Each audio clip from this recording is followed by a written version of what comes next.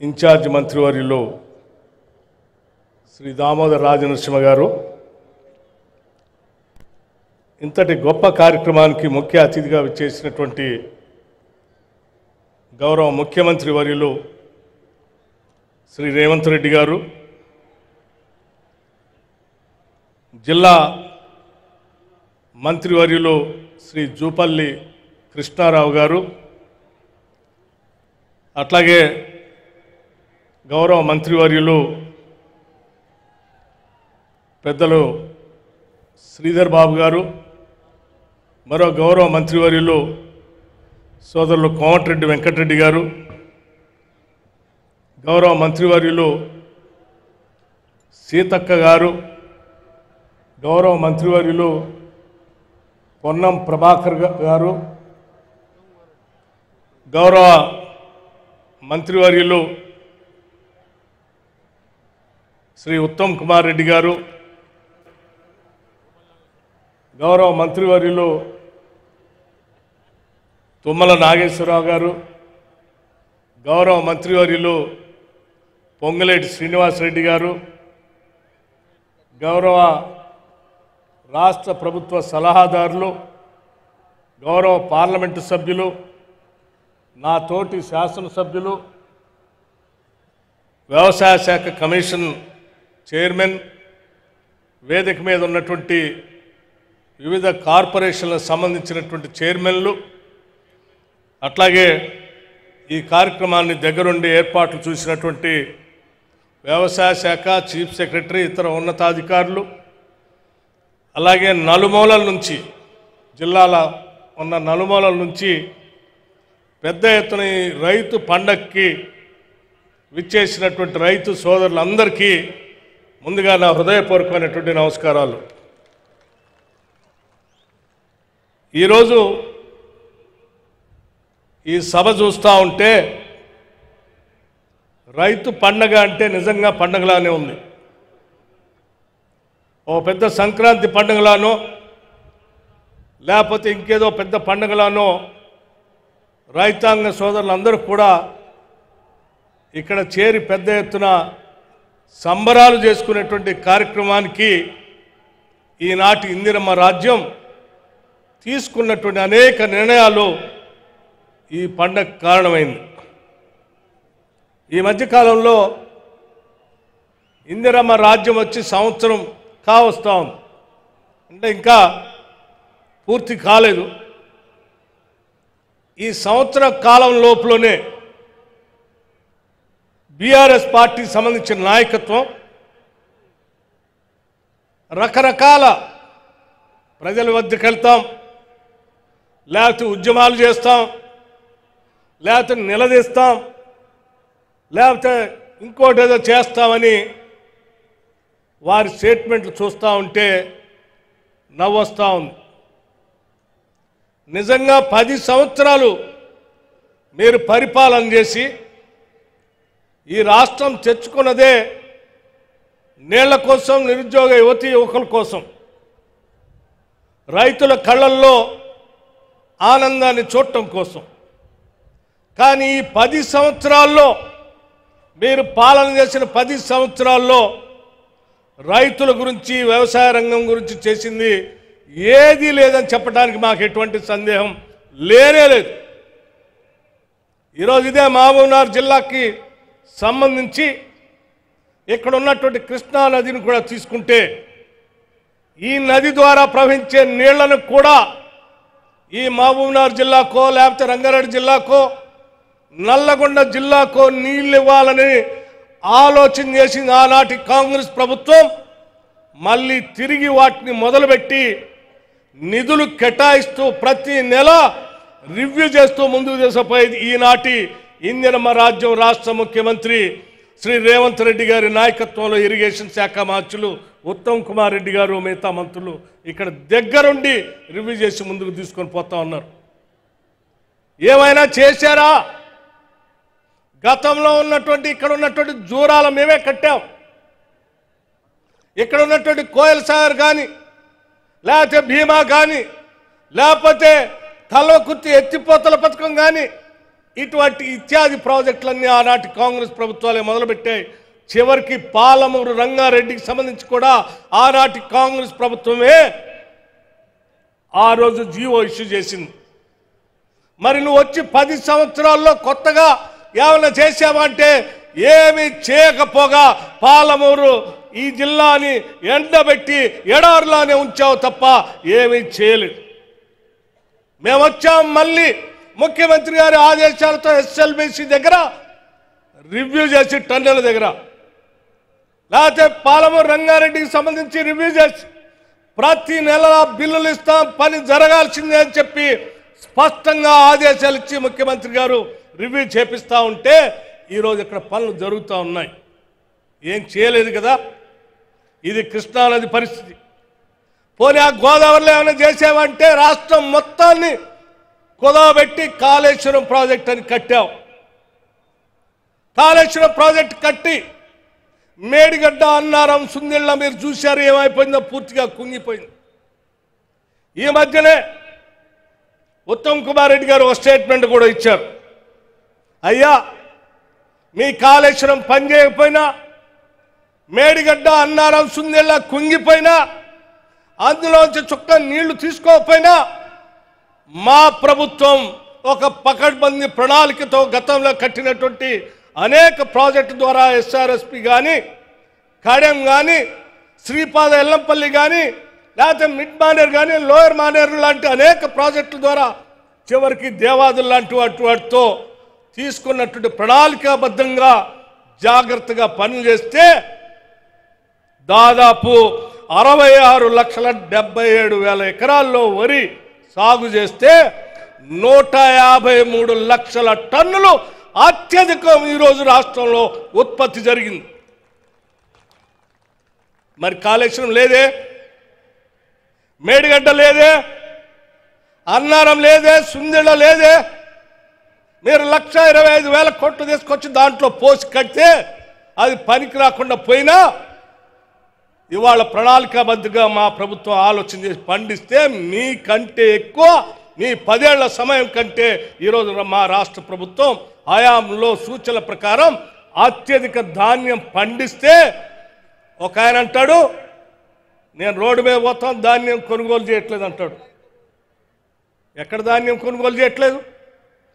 పకడ్బందీగా అత్యంత ప్రణాళికాబద్ధంగా కొన్ని వేల సెంటర్లో ధాన్యం కొనుగోలు సెంటర్ని ఐకేపీ సెంటర్ల ద్వారా ప్రారంభోత్సవం చేయటమే కాకుండా మీలాగా నెలల తరబడి డబ్బులు ఇవ్వకుండా వారం రోజుల్లోనే వాళ్ళ ఖాతాల్లోకి డబ్బులు వచ్చేటట్టుగా కూడా చాలా స్పష్టంగా ఈనాటి ప్రభుత్వం చేసి ముందుకు పోతా ఉంది. ఇది కాంగ్రెస్ ప్రభుత్వం రైతుల కోసం ఆలోచన చేసినటువంటి ప్రభుత్వం. ఇంకో ఆయన అంటాడు నేను ఉద్యమం చేస్తా, బయటకు వచ్చి ఏం ఉద్యమం చేసే 10 ఏళ్ల పాటు ₹1,00,000 రుణమాఫీ చేస్తా అని చెప్పి 2014-18 నుంచి 4 దఫాలుగా ఇన్స్టాల్మెంట్లో చేస్తే ఆ డబ్బులు వడ్డీకే సరిపోలే. 2018-2023 వరకు ₹1,00,000 రుణమాఫీ చేస్తామని మాటలు చెప్పేవే తప్ప అవి చేయకుండానే గాలికి వదిలేసిపోయినాం. మేము మా ముఖ్యమంత్రి గారు యావత్ రాష్ట్ర మంత్రిమండలి మొత్తం కూడా ఆలోచన చేసి ఆనాటి కాంగ్రెస్ ప్రభుత్వ ఎన్నికల సందర్భంలో మేము ఇచ్చిన హామీ మేరకు తప్పనిసరిగా 2 లక్షల లోపులో ఉన్నటువంటి రైతుల రుణాలన్నింటినీ కూడా మాఫీ చేస్తామని చెప్పి చాలా స్పష్టంగా మాట ఇవ్వటమే కాదు, ఆగస్టు 15 లోపల కల్లా చేస్తానని ముఖ్యమంత్రి గారు మాట ఇవ్వటమే కాకుండా మీలాగా తప్పించుకోవాలి ఇచ్చిన మాట ప్రకారం మాట తప్పకుండా వెనక్కి తిరగకుండా కేవలం 15 రోజుల్లోనే 18,000 కోట్ల రూపాయలు 2 లక్షల లోపల ఉన్న వాళ్ళందరికీ రుణమాఫీ చేశాం. అరే 15 రోజుల్లోనే ఈ దేశ చరిత్రలో ఎక్కడ స్వతంత్ర భారతదేశంలో ఏ రాష్ట్రంలో కూడా 18,000 కోట్లు రుణమాఫీ చేసిన దాఖలాలు లేవు. మరి మీరు 8 లక్షల కోట్ల రూపాయల అప్పుల భారాన్ని మా మీద వేస్తే కూడా మేము రైతులకు మాట ఇచ్చాం కాబట్టి తప్పనిసరిగా చేయాలని ఆ 18,000 కోట్లు చేస్తే సంతోషించి రైతుల పక్షాన నిలబడి ఈ ప్రభుత్వం చేస్తుంది కదా అని సమర్థించాల్సింది పోయి మేము ఇంకా ధర్నాలు చేస్తాం, లేకపోతే ఇంకేదో చేస్తామని చెప్తున్నావు. నువ్వు ధర్నాలు చేయటానికో లేకపోతే ఇంకోటి చేయటానికి రాష్ట్ర ప్రభుత్వం చూస్తూ ఊరుకోవటానికి సిద్ధంగా లేదు. ఏ ఒక్క అంశాన్ని కూడా మేము వదిలిపెట్టాం. మేము ఇచ్చిన మాట ప్రకారం అన్నీ చేసుకుంటూ పోతూనే ఉంటాం. మీలాగనే మేము కూడా ఉంటామని మీరు భావిస్తే పొరపాటు. 18,000 కోట్ల రూపాయలు ఇచ్చిన తర్వాత కొద్ది మందికి రేషన్ కార్డు లేకనో, ఆధార్ కార్డు తప్పిపోయో, లేకపోతే బ్యాంక్ అకౌంట్ తప్పిదం వల్ల వాటి వల్ల కొద్దిమంది ఆగిపోతే ఇయ్యలేదు, మీరు మాట తప్పారు, మీ మీద ఉద్యమం చేస్తా ఉన్నారు. ఎందుకు చేస్తావయ్యా? మేమే వదిలిపెట్టడానికి సిద్ధంగా లేవు. మీకంటే ముందే మా వ్యవసాయ శాఖ మంత్రి గారు, మా ముఖ్యమంత్రి గారు రాష్ట్ర ప్రభుత్వ యంత్రాంగానికి ఆదేశాలు ఇచ్చి అలా మిగిలిపోయినటువంటి వాళ్ళు ఎంతమంది ఉన్నారో ఇంటింటికి వెళ్ళి లెక్క తీయండి.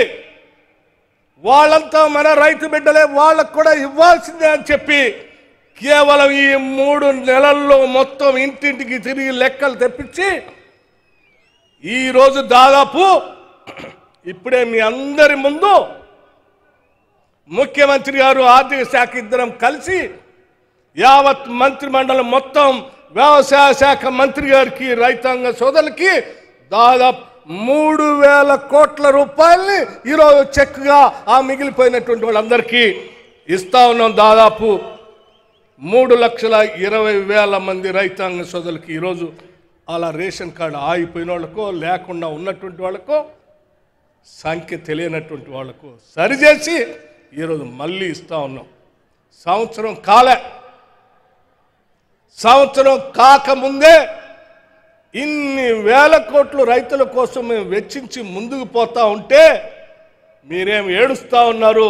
ఇక్కడ రైతులేమో పండగ చేసుకుంటూ ఉన్నారు. ఇది రాష్ట్రానికి ఉన్నటువంటి నిదర్శనం. మీరు ఏడుస్తూనే ఉండండి, మేము మాత్రం ప్రజల కోసం పండగలు చేస్తూనే ఉంటాం, వాళ్ళ కోసం ఆలోచన చేసి ముందుకు పోతూనే ఉంటామని ఈ సందర్భంగా మీ అందరికీ మనవి చేస్తూ, మీలాగా రైతులకు సంబంధించిన ఇతర అంశాలన్నింటినీ పడకేసి దుప్పడ గప్పేసి వాళ్ళ గాలికి వదిలేసే పరిస్థితిలో లేవు. కేవలం రుణమాఫీ చేయటమే కాదు, పంట నష్టపోతే పంట నష్టపరిహారాన్ని ఇస్తున్నాం. మేము 10 ఏళ్ళు మీరు పంట నష్టపరిహారం గురించి ఆలోచన చేయలే. వరద వల్ల పంట నష్టపోతే ఎకరానికి 10,000 లెక్క కట్టి పంట నష్టపరిహారానికి దాదాపు 100 కోట్లు రిలీజ్ చేసాం మొన్ననే. అట్లాగే రైతాంగ సోదరులకి మీలాగా వాళ్ళకి గాలికి వదిలేలే, వాళ్ళకి ఇన్సూరెన్స్ కట్టాలి. ఆ బీమా వాళ్లే కట్టడానికి వాళ్ళ దగ్గర డబ్బులు ఖర్చు పెట్టడం ఎందుకు, మనమే ప్రభుత్వం తరఫున కడదామని చెప్పి రాష్ట్రంలో ఉన్నటువంటి దాదాపు 50 లక్షల మంది రైతాంగ సోదరులకి 1,433 కోట్లతో మీ ప్రీమియం మొత్తం మేం కట్టాం. 10 ఏళ్ళు టీఆర్ఎస్ నాయకత్వం గురించి ఆలోచన చేయలే. అంతేకాదు, పండిన పంటకి ఇన్సూరెన్స్ కూడా ఉండాలనేటువంటి ఆలోచనతో రాష్ట్ర ప్రభుత్వం పంట కోసం మీరు కట్టే ఇన్సూరెన్స్ని దాదాపు 2,500 కోట్ల రూపాయల్ని రాష్ట్ర ప్రభుత్వ రైతుల పక్షాన ప్రీమియం కట్టడానికి కూడా ముందుకొచ్చాం. అంతేకాదు, మీరు వదిలేసినటువంటి drip irrigation, sprinklers, poly house, లేకపోతే ఫార్మ్ మెకనైజేషన్ ఇత్యాది అన్నిటికి కూడా సబ్సిడీలు ఇస్తూ ఈరోజు వ్యవసాయ రంగాన్ని అభివృద్ధి చేయటం కోసం పెద్ద ఎత్తున వ్యవసాయ రంగానికి దాదాపు 73,000 కోట్ల రూపాయలు ఈ రాష్ట్ర బడ్జెట్లో నిధులు కేటాయించి వ్యవసాయాన్ని ఒక పెద్ద అద్భుతమైన పండగలాగా చేసే ప్రభుత్వం కాంగ్రెస్ ప్రభుత్వం. ఈ ప్రభుత్వం మీద నువ్వు ఉద్యమం చేస్తా అంటే నీలాగా ఏడిసే వాళ్ళు వచ్చి నీతో కూర్చుంటారు తప్ప పండగ చేసుకునేటువంటి వాళ్ళు ఎవరు నీతో రారు, నీ దగ్గరకు కూడా రారు. ఈ రాష్ట్రంలో ఉన్న రైతులంతా కాంగ్రెస్ పార్టీ ప్రభుత్వంతోనే ఉంటారని ఈ సందర్భంగా మీ అందరికీ నేను మనవి చేస్తూ ఇంకా అనేక సంక్షేమ కార్యక్రమాలు ఇప్పుడే రైతులతో పాటు ఈ రాష్ట్రంలో ఉన్నటువంటి మహిళలకు కూడా కోటీసులు చేయాలని 5 సంవత్సరాల్లో 1,00,000 కోట్ల రూపాయలు వడ్డీ లేని రుణాలు ఇవ్వాలని కూడా వాళ్ళకు కూడా ఇప్పుడే ఇక్కడ ఒక చెక్ ఇచ్చాం. అరే ఇక్కడ మీరు అప్పులు సృష్టించి రాష్ట్రాన్ని తాకట్టు పెట్టి 8 లక్షల కోట్లు అప్పు చేసిపోతే మేము రూపాయి పోగేసి సంపద సృష్టించిన ప్రతి పైసాని ప్రజల కోసమే పంచడం కోసం మేమందరం సమిష్టిగా పనిచేసి ముందుకు పోతా ఉన్నాం. ఇది ప్రజల కోసం నిబద్ధతో పనిచేసేటువంటి ప్రజా ప్రభుత్వం, ఇందిరమ్మ రాజ్యం, కాంగ్రెస్ ప్రభుత్వం అని చెప్పి మీ అందరిది, ఇది మనందరి ప్రభుత్వం. ఇది దొరల ప్రభుత్వం కాదు, ప్రజల ప్రభుత్వం. ఇది మనందరి ప్రభుత్వం అని చెప్పి మీ అందరికీ సవినయంగా మనవి చేస్తూ ఈ పండుగలో పాలు పంచుకోవడానికి వచ్చిన మీ అందరికీ మరొక్కసారి నా హృదయపూర్వకమైనటువంటి నమస్కారాలు చెప్పడమే కాకుండా